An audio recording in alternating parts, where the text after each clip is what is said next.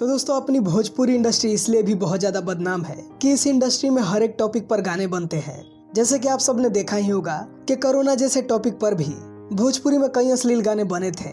और दोस्तों इस मुद्दे पर कई सारे बड़े न्यूज चैनल ने भी वीडियो बनाया था और इन सब गानों को लेकर के भोजपुरी इंडस्ट्री को और भी कोसा गया था। लेकिन दोस्तों ये चीज समझ में नहीं आ रही है कि दोस्तों जब भोजपुरी इंडस्ट्री की बुराई करनी होती है तो सभी बड़े बड़े न्यूज चैनल सामने आ जाते हैं, लेकिन दोस्तों जो इसमें अच्छाइयाँ होती है उसके बारे में कोई भी बात नहीं करता है।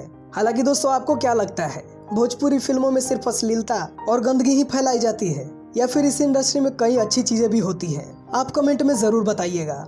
वेल दोस्तों मैं इस टॉपिक पे इसीलिए बात कर रहा हूँ क्योंकि दोस्तों आज मैंने एक गाना सुना जिस गाने का नाम है इंसान खिलौना हो गईल। दोस्तों इस गाने को गाया है अपने खेसारी लाल यादव ने। और दोस्तों क्या बोले इस गाने के बारे में, दोस्तों मैं खुद भी बहुत ज्यादा भावुक हो गया हूँ इस गाने को सुन करके। और दोस्तों अगर आप सबने इस गाने को सुना होगा तो आप भी समझ पा रहे हैं कि मैं क्या कहने की कोशिश कर रहा हूँ। वेल खेसारी लाल यादव जी ने जितने बेहतरीन तरीके से इस गाने को गाया है वो तो काबिले तारीफ है ही, लेकिन दोस्तों सैल्यूट है ऐसे बेहतरीन राइटर को जो इस टॉपिक पर इतना बेहतरीन गाना भी लिख सकते हैं। और दोस्तों अजीत हलचल जी ने इस गाने को लिखा हुआ है।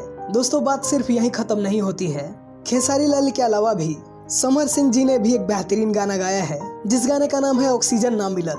वेल दोस्तों ये सॉन्ग भी बहुत ही बेहतरीन तरीके से बनाया गया है और ये भी कोरोना के मुद्दे पर ही बनाया गया है। दोस्तों ये दो सॉन्ग तो हो गए, इसके अलावा गुंजन सिंह ने भी आज से कुछ दिनों पहले एक गाना गाया था जिस गाने का नाम था कोरोना लेता जनवा। दोस्तों वो सॉन्ग भी काबिले तारीफ है। दोस्तों बात करें अगर इन गानों की तो दोस्तों इंसान खिलौना हो गईल को खेसारी म्यूजिक वर्ल्ड पर रिलीज किया गया है, ऑक्सीजन ना मिलल सॉन्ग को आदिशक्ति फिल्म पर रिलीज किया गया है और कोरोना लेता जनवा इस सॉन्ग को Gunjan Singh official YouTube channel पर रिलीज किया गया है। तो दोस्तों मैं आप सभी से यही कहना चाहता हूँ कि इन गानों को आप सब बहुत प्यार दीजिए ताकि भोजपुरी इंडस्ट्री में ऐसे ही बेहतरीन गाने बने।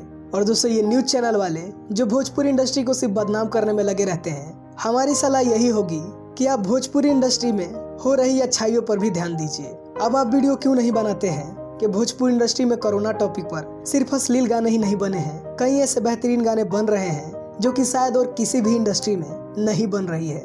वेल अपनी राय कमेंट सेक्शन में जरूर बताएं और सब्सक्राइब करें मेरे चैनल को अगर आपको ये वीडियो पसंद आया है तो। वीडियो देखने के लिए आप सभी का दिल से धन्यवाद।